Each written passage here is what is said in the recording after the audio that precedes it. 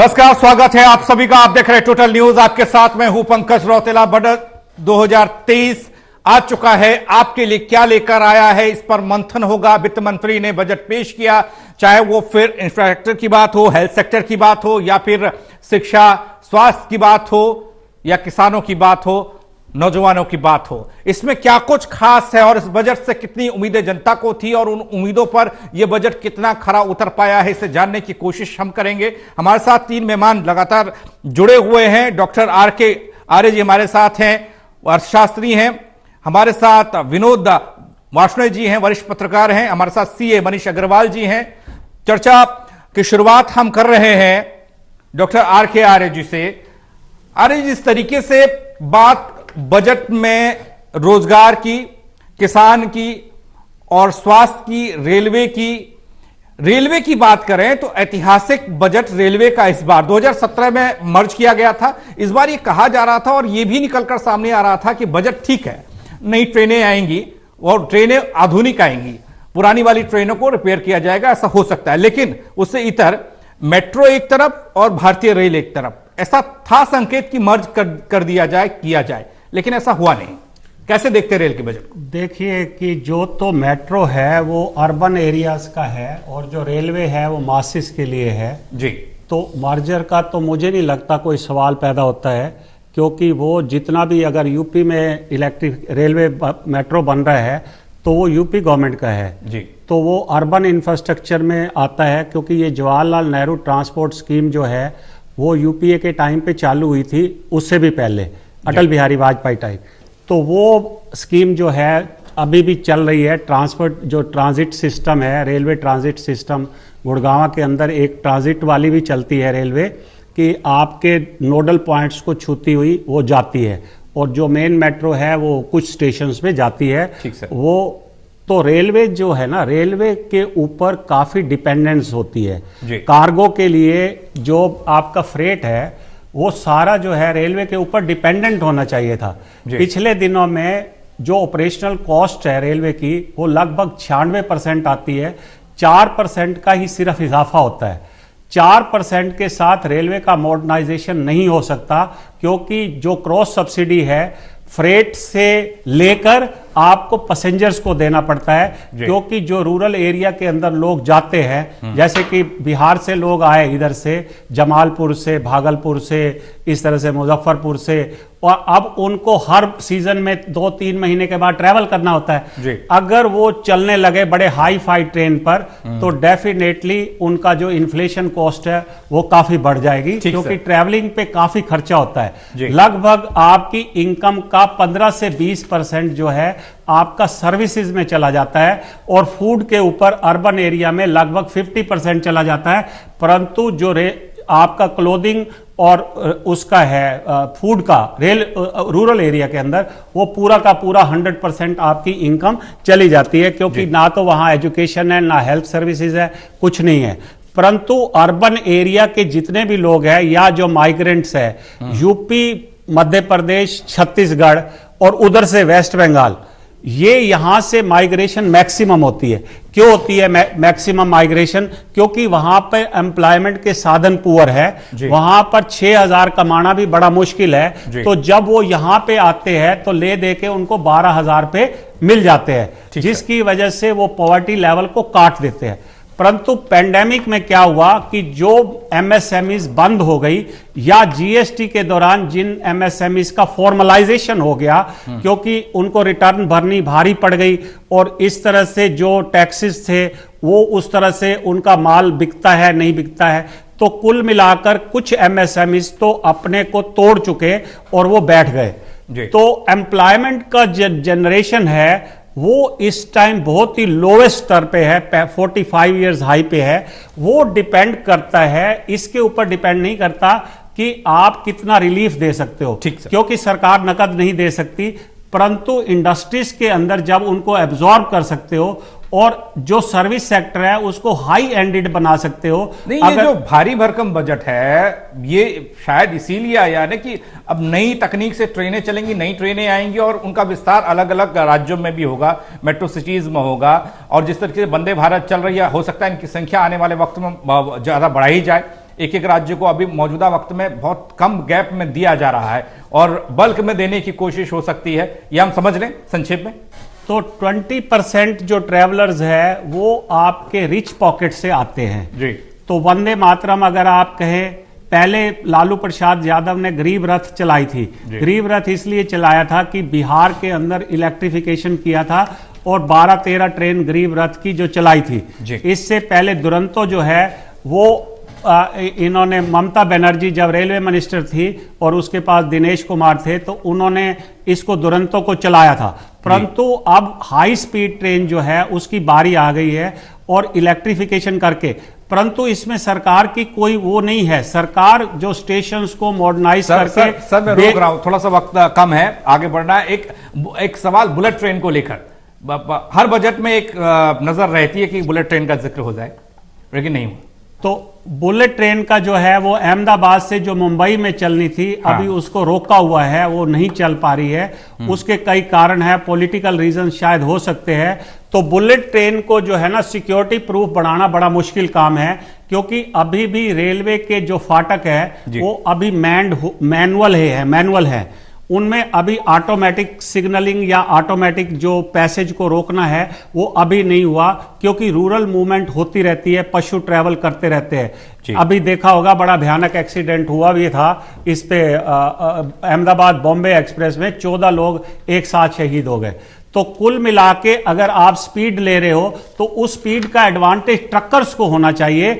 उस स्पीड का एडवांटेज सिर्फ ये जो लोग आम पब्लिक है उनको एसयूवी गाड़ी के लिए नहीं होना चाहिए, वहां पर फ्रेट का होना चाहिए। बिल्कुल, इस पर काम होना चाहिए, शायद आप होगा। इसके बाद मैं आऊंगा आपके पास। सर हमारे साथ विनोद वार्ष्णेय जी जुड़े हुए हैं। विनोद जी, आपसे मेरा सवाल महंगाई को लेकर है, आम जनता को लेकर है और मिडिल क्लास को लेकर है।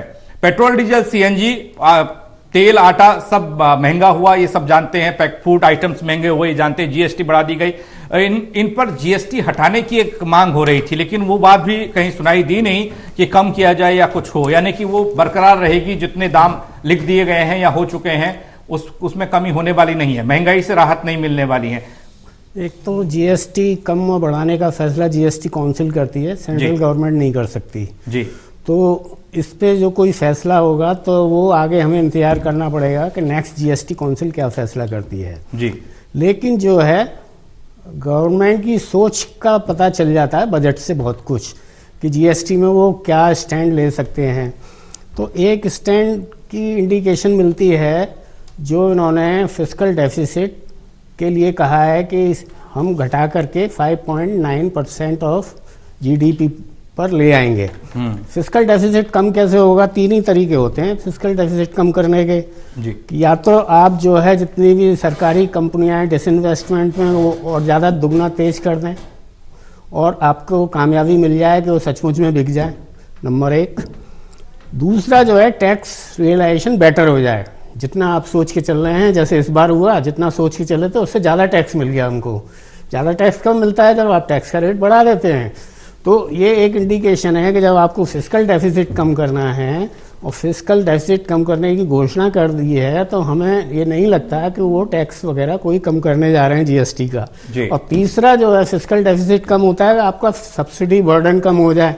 तो सब्सिडी बर्डन फूड सब्सिडी में थोड़ा सा तो कम हो ही रहा है और फर्टिलाइजर सब्सिडी भी एक बड़ा मेजर अमाउंट है। उस पर कितना होगा वो गैस की प्राइस पे, इंटरनेशनल गैस प्राइस पे डिपेंड करेगा, जो अभी तो काफ़ी कम हो गए हैं, 6 गुना तक कम हो गए हैं। तो फ्यूचर क्या है वो अभी पता नहीं है। यूक्रेन और रूस का युद्ध क्या शेप लेगा उस पर डिपेंड करेगा बहुत कुछ जी। तो ये तो रहा टैक्स की बात जो है जी। एक खास चीज़ जो मिडिल क्लास को या हर एक को, पूरे देशवासी को ताल्लुक रखती है वो है कि स्वास्थ्य पे खर्चा। तो वित्त मंत्री जी ने ऐलान किया है कि हेल्थ सेक्टर में हम प्राइवेट सेक्टर को बढ़ावा देंगे। हर एक का अनुभव है, उसमें कोविड के दौरान भी देखा कि लोगों को जो है कोविड से ग्रस्त हुए 20-20, 30-30 लाख रुपए भी खर्च हुए, फिर भी जान नहीं बची। अभी ये जो है सरकार का ये कहना कि हम हेल्थ डिलीवरी सेक्टर में, हेल्थ सेक्टर में प्राइवेट सेक्टर को बढ़ोतरी देंगे। इसका मतलब यही है कि आप और ज़्यादा प्राइवेट सेक्टर में हॉस्पिटल खोलेंगे जिसमें जो है आम गरीब आदमी तो संभवतः जा ही नहीं पाएगा जी। और जो सरकारी हॉस्पिटल जो मौजूदा हैं उसमें भीड़ और बढ़ेगी। तो वास्तविक राहत तो चाहिए थी कि सरकार कहती कि नहीं, हम गवर्नमेंट हॉस्पिटल, गवर्नमेंट डिस्पेंसरीज और गवर्नमेंट हेल्थ केयर सेंटर और खोलेंगे जी। वो कोई ऐलान नहीं है। तो पब्लिक को हेल्थ सेक्टर में कोई जो है विशेष जो है फायदा होने नहीं जा रहा है। और एक चीज़ पिछले बजट की ये ध्यान देने की है कि जो अभी इकोनॉमिक सर्वे कल आया था उसमें बताया कि जो गवर्नमेंट ने बजटरी एस्टीमेट किया हुआ था हेल्थ सेक्टर में खर्चे के लिए, उससे ज़्यादा खर्चा हो गया। और जो एजुकेशन के लिए जो एलोकेशन रखे हुए थे उससे खर्चा कम हो गया। एजुकेशन एक सबसे इम्पॉर्टेंट चीज़ है, देश की जो ह्यूमन कैपिटल है उसके इम्प्रूवमेंट के लिए इस बजट में कोई, अभी तक के जो भाषण था उसमें कोई ये पता नहीं लगा एजुकेशन सेक्टर में निर्मला सीतारामन ने क्या एलोकेशन किया है, क्या बड़ा बदलाव करने जा रही हैं। ठीक सर। खास तौर से उस सेक्टर में एजुकेशन के हायर एजुकेशन सेक्टर में तो बहुत सी चीज़ें हो रही हैं, विदेशी विश्वविद्यालयों को बुलाएंगे, क्या क्या करेंगे लेकिन जहाँ पे हमने सुबह के सेशन में डिस्कस कर रहे थे कि जो है हमारा जो लेबर फोर्स है बहुत कम पढ़ा लिखा है, 5वीं पास, 8वीं पास, 9वीं पास, 12वीं पास, और जो है उस सेक्टर को, उस पॉपुलेशन सेगमेंट में एजुकेशन बेहतर करने के लिए केंद्र सरकार क्या कर रही है इसका कोई जिक्र नहीं है जो है। तो मैं इसको ये नहीं कह रहा कि मुझे आलोचना करनी है, मैंने सबसे पहले बोला था कि जो अवसर उपलब्ध हैं उन्हीं अवसर को फायदा उठा करके इकोनॉमी को चला सकते हैं जी। और जो पॉलिसी है, सोच है, उसके हिसाब से ही चला सकते हैं। तो कुछ चीजें जो पब्लिक की डिमांड हो सकती है। ठीक है, मनीष अग्रवाल जी आपके पास में आ रहा हूं, आपसे मैं सवाल आयकर को लेकर करना चाहता हूं क्योंकि आप बेहतर तरीके से बता सकते हैं कि बदलाव इनकम टैक्स स्लैब में संभव जताया जा रहा था और ऐसा ही वित्त मंत्री ने कहा भी। उन्होंने इनकम टैक्स की लिमिट को 5 लाख से बढ़ाकर 7 लाख कर दिया। इस स्लैब को आप कैसे समझा पाएंगे, बता पाएंगे? मैं फिर से क्लैरिफाई कर देता हूं, जो मिनिमम एग्जेम्पशन लिमिट है वो 2.5 लाख से नहीं बढ़ी है, वो वहीं पर है। पहले सेक्शन 87A के अंदर 12,500 रुपए का एक रिबेट मिला करता था, मतलब अगर किसी की 5 लाख रुपए इनकम है तो उसका टैक्स बनता था 12,500, लेकिन वो 87A की जो रिबेट थी 12,500 रुपए घट के वो टैक्स पेएबल 0 हो जाता था। टैक्स बनता था बट 0 हो जाता था। उस लिमिट को अब बढ़ा के 32,500 रुपए कर दिया है, जिसकी वजह से 7 लाख रुपए तक की इनकम वाले आदमी का, जिसका 32,500 नहीं, उसके बने का 7 लाख पे बनता है 40, 52,500 रुपए कर दिया है। तो अभी 7 लाख रुपए तक जब 52,500 रुपए टैक्स बनेगा तो वो घट जाएगा, मतलब वहां तक वो 0 हो जाएगा, आपको पे नहीं करना है। लेकिन अगर 7 लाख से ऊपर बनता है आपका तो वो 52,500 रुपए आपको पे करने पड़ेंगे। तो इस हिसाब से उन्होंने कहा है कि हमने 7 लाख रुपए तक के लोगों को टैक्स छोड़ दिया है, लेकिन 7 लाख से ऊपर जो कमाएंगे उन्हें पुराने हिसाब से ही टैक्स देना है। इसमें जो कुछ महत्वपूर्ण बात है सीखने वाली वो ये है कि अब न्यू टैक्स रिजीम और ओल्ड टैक्स रिजीम के अंदर का जो डिफरेंस है वो ऑलमोस्ट खत्म हो गया है। पहले होता ये था कि जो ओल्ड टैक्स रिजीम था उसके अंदर टैक्स कम बनता था, जो न्यू टैक्स रिजीम थी उसमें टैक्स ज़्यादा बनता था। तो ज़्यादातर वही लोग उसमें जाते थे जो किसी तरह की इन्वेस्टमेंट में या तो कर नहीं पाते थे या कोई मतलब बिलीव नहीं करते थे कि कोई इन्वेस्टमेंट में कमाओ और खाओ में बिलीव करते थे। तो उस तरह के लोगों को थोड़ा फायदा होता था। बाकी जिन लोगों की इन्वेस्टमेंट्स होती थी, खासतौर से जिनके पास हाउसिंग लोन था, उन लोगों को इसके अंदर बड़ा फायदा होता था ओल्ड रिजीम के अंदर, वो अब उन्होंने ऑलमोस्ट खत्म कर दिया है। इसका मतलब ये है कि जिन लोगों के पास अब कोई इन्वेस्टमेंट नहीं है या इवन इन्वेस्टमेंट है भी, उनके लिए भी अब न्यू रिजीम बहुत बेनिफिशियल हो गई है। अब उनमें कोई खास फर्क नहीं है। आप ये लगभग अंदाजा लगाइए, मैंने एक टेंटेटिव कैलकुलेशन करी थी, ओल्ड रिजीम में अब टैक्स बन रहा है 15 लाख तक 1,42,500 रुपए, और जो न्यू रिजीम है उसमें बन रहा है 1,50,000 रुपए, जिसके साथ आपको फिर कोई किसी तरीके का कोई एग्जेम्पशन क्लेम नहीं करना है, कोई इन्वेस्टमेंट नहीं करनी है। तो उस हिसाब से ये एक अच्छी स्कीम अब हम कह सकते हैं, एक कंपेटिटिव स्कीम है।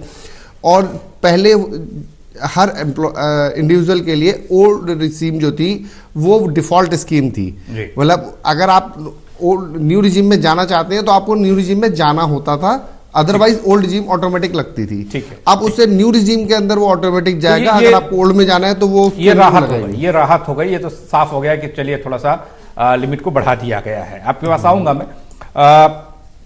आर्या जी, मैं आपके पास आ रहा हूं। आपसे मैं दो चीजों पर सवाल करने जा रहा हूं। मेक इन इंडिया का नारा बहुत जोर से बुलंद हुआ था।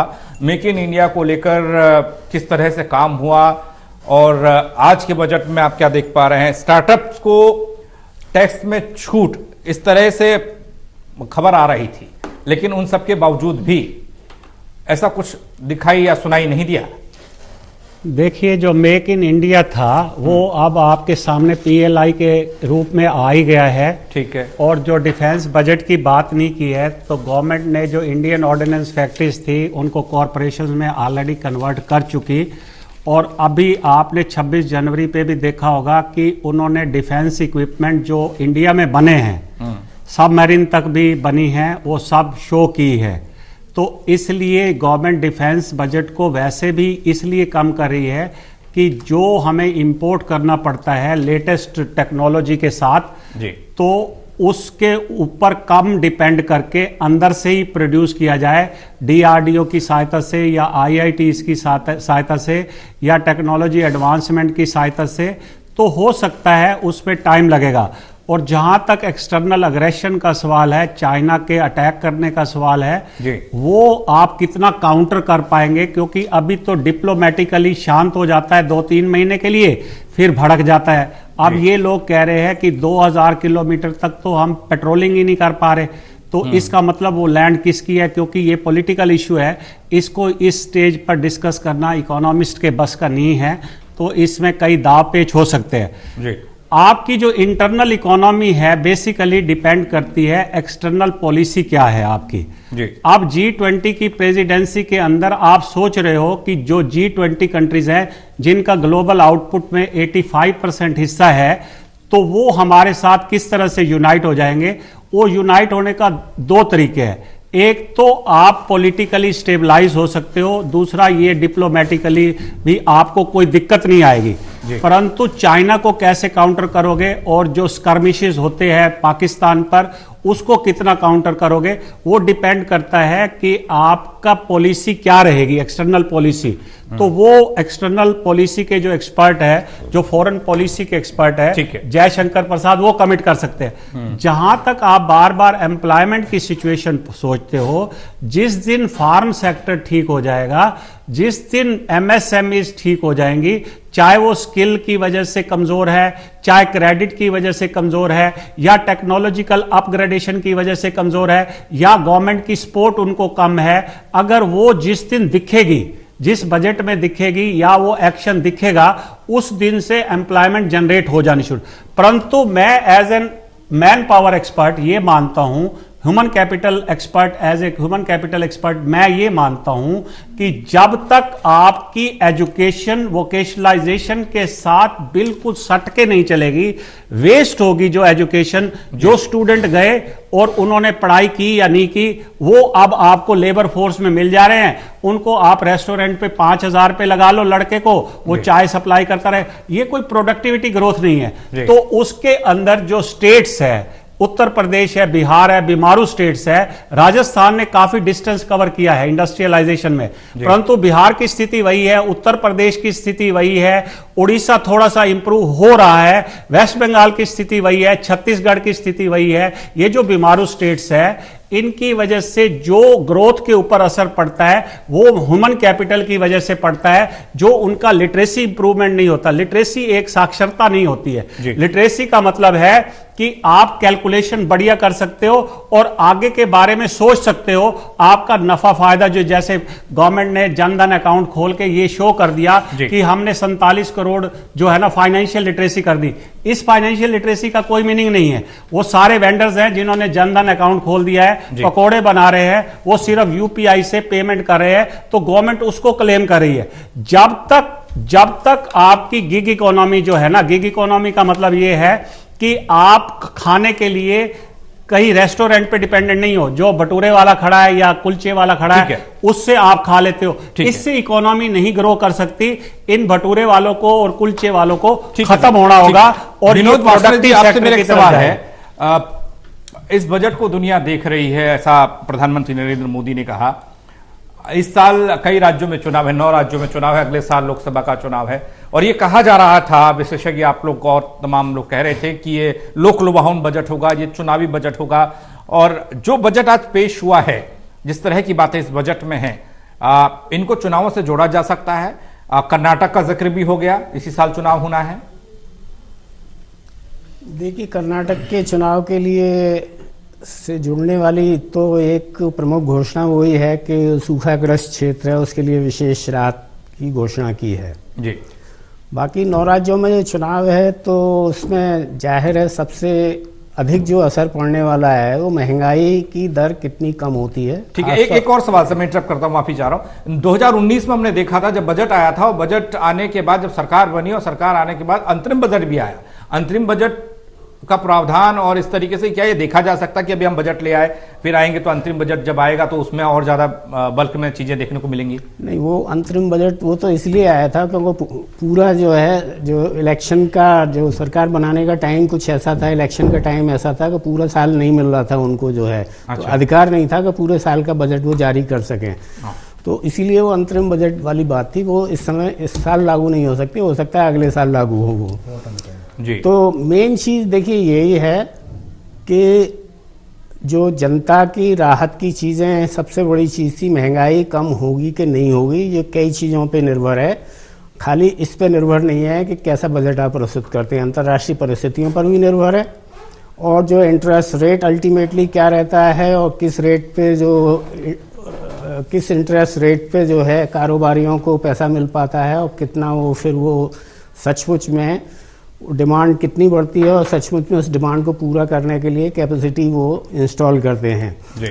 इस जहाँ तक इस बजट को देखने से लग रहा है सरकार को कोई उम्मीद नहीं है ज़्यादा कि जो है प्राइवेट सेक्टर में कैपिटल एक्सपेंडिचर अधिक होने वाला है, इसीलिए सारा एक्सपेंडिचर का बर्डन वो केंद्र सरकार अपने ऊपर ही ले रही है इंफ्रास्ट्रक्चर के नाम पर, रेलवे पर और भी कई जगह पे जो है इंफ्रास्ट्रक्चर की कई जो योजनाएं हैं उन पे पैसा खर्च करके। तो खैर उससे कोई फर्क नहीं पड़ता, इकोनॉमी में कैपिटल एक्सपेंडिचर होना चाहिए, चाहे गवर्नमेंट करे या प्राइवेट सेक्टर करे, लेकिन जो है सीधी सी बात जो है कि रियल इकोनॉमिक पोटेंशियल जो कंट्री की तभी जो है रियलाइज होती है जब प्राइवेट सेक्टर को लगे कि हाँ सचमुच में डिमांड जनरेट हो रही है, डिमांड जनरेट करने के लिए इस बजट से इंफ्रा को लेकर जो बजट आया है, जितना भी औद्योगिक क्षेत्र था वो कोरोना के वक्त में काफी नीचे चला गया था, उनको बहुत ज्यादा नुकसान हुआ, उनको ये उम्मीद थी कि हमको थोड़ा सा राहत इधर से मिले, तो जो हम उठने की कोशिश कर रहे हैं थोड़ा ताकत हम भी लगाएंगे और ये सेक्टर उठ जाएगा बढ़िया तरीके से। तो ऐसा कुछ है? कुछ एक सेक्टर को तो राहत मिलेगी, कुछ एक सेक्टर में तो बढ़ावा होगा ही होगा, जैसे कि ऑटोमोबाइल सेक्टर में बढ़ावा होगा, इलेक्ट्रिक व्हीकल सेक्टर में बढ़ावा होगा, साइकिल वाइकिल पे जो टैक्स कम किया है साइकिल बनाने वाले सेक्टर में बढ़ावा होगा, लेड टीवी के उसमें जो है टैक्स कम किया है तो एलईडी टीवी का जो है इन सारे सेक्टर में मतलब इम्प्रूवमेंट होगा। लेकिन this is not the entire economy, पूरे इकोनॉमिक शेप में वो तो मैं इतने अच्छे ढंग से बता नहीं सकता, मिस्टर आर्या ही बता सकते हैं। मुझे लेकिन ओवरऑल लग रहा है कि जो पब्लिक की राहत की चीज़ें जो हैं वो राहत की चीज़ों पे उतना ध्यान शायद नहीं है, और जो है प्रधानमंत्री अन्न योजना वाली बात जो थी, तो अगर मैं सही हूँ तो उसमें पहले तो ये था कि 5 किलोग्राम प्रति व्यक्ति को राशन मुफ्त दिया जाएगा in addition to what they get as their in their ration system. अब वो जो है मुफ्त वाला खत्म हो गया, राशन सिस्टम को ही फ्री कर दिया है, तो इसका मतलब है कि फूड सब्सिडी सब्सटेंशियली कम हो जाएगी, लेकिन फूड सब्सिडी कम हो जाएगी तो इसका मतलब जो लोगों को आदत पड़ गई होगी या जो सोच रहे थे कि हमें जो मुफ्त में अन्न मिल रहा है वो उनको मुफ्त में अन्न नहीं भी मिल रहा होगा। अगर रूरल इकोनॉमी सचमुच में या गरीब लोगों की इकोनॉमी सचमुच में गरीब उठेगा तो देश अपने आप उठ जाएगा, और जो रूरल फार्मर्स रूरल इकोनॉमी की बात हो रही है उन पर शायद फोकस करने की जरूरत भी है, कमजोर को सहारा देने की जरूरत तो पड़ती है सर। अगर बलवान आदमी है उसे सहारे की क्या जरूरत है? ये बजट को लेकर पूरी चर्चा हमने की और ये जानने की कोशिश, समझने की कोशिश की इस बजट में आम लोगों के लिए क्या है, टैक्स पेयर के लिए क्या है, उद्योग के लिए क्या है, शिक्षा के लिए क्या है और स्वास्थ्य में कितनी गुंजाइश और है कि उसे और बेहतर किया जाए, क्योंकि कोरोना ने बहुत सारी स्थितियों की पोल खोल कर भी रखती थी। एक छोटा सा ब्रेक हम यहां ले रहे हैं, जल्द वापस आ रहे हैं, आप बने रहिए हमारे साथ।